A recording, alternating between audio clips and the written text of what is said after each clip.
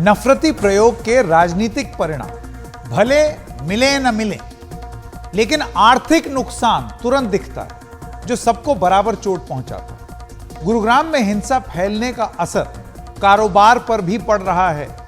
Economic cost है इसका, खास तौर पर ट्रांसपोर्ट के कारोबार पर। कई ट्रक ड्राइवर डर कर काम छोड़कर चले गए और उसका खामियाजा अब गुरुग्राम की अर्थव्यवस्था को भुगतना पड़ रहा है। ये वो गुरुग्राम है जैसा हमने आपको दिखाया जिसकी पर कैपिटा इनकम इतनी ज्यादा है। ये वो गुरुग्राम है जिसको सिंगापुर ऑफ इंडिया कहा जाता है। यहाँ पर बड़े बड़े मल्टीनेशनल कंपनियां हैं, बड़े बड़ी फैक्ट्रीज हैं, कारखाने हैं और यहाँ पर काम करते थे ये मजदूर। आप ये समझिए कि ये मजदूर गुरुग्राम की बैकबोन थे।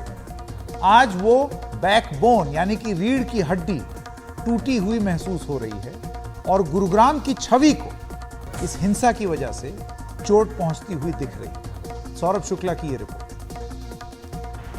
नूह में हिंसा हुई, उसका प्रभाव गुरुग्राम पे पड़ा, सोहना में आगजनी हुई, बादशाहपुर में हुई और नुकसान उठाना पड़ रहा है यहाँ की अर्थव्यवस्था को। लोग डरे हुए हैं, दफ्तर नहीं आ रहे हैं, मजदूर पलायन कर गए हैं सैकड़ों की तादाद में। हमारे साथ गुरुग्राम के कुछ नामचीन इंडस्ट्रियलिस्ट लोग हैं, उनसे बात करते हैं और जानते हैं कि कितना नुकसान हो रहा है और क्या स्थिति है। सर, आपका पूरा परिचय दीजिए।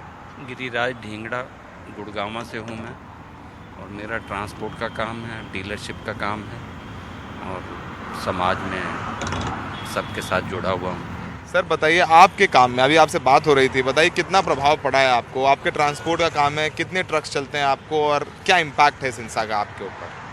इसमें सबसे बड़ा जो ड्रॉबैक आ रहा है कि जो स्टाफ है सब गाड़ियाँ खड़ी कर करके भाग गए अपने अपने घर, चाहे वो हिंदू है, चाहे वो मुसलमान है, चाहे कोई सा भी है।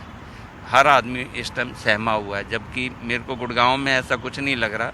मेवात में है, मेवात में अभी सारे के सारे जो हैं वो चल रहा है कि अभी किस तरीके से अपने आप को संभालें और भाईचारा को कैसे कायम करें। अभी मेरे पास कई लोगों के फ़ोन आ रहे हैं कि अभी हमारे साथ आओ और यहाँ बैठ के इन लोगों को समझाओ कि किसी तरीके से हम एक होके वापस चलें, हमारी कोई गलती नहीं है, हमने कुछ करा नहीं है। मुझे लगता है कि स्थिति सामान्य होने में ज़्यादा टाइम नहीं लगेगा। स्थिति वैसे गुड़गांव में सामान्य है और लोगों से अपील है कि भाई वो अपने काम पे आएँ, जो भी उनको ऐसा कोई नहीं है। गुड़गांव में शांतिपूर्ण वातावरण रहा है और हरियाणा में तो मेरे ख्याल से पहली बार ही ऐसी घटना हुई है जब से हरियाणा बना है।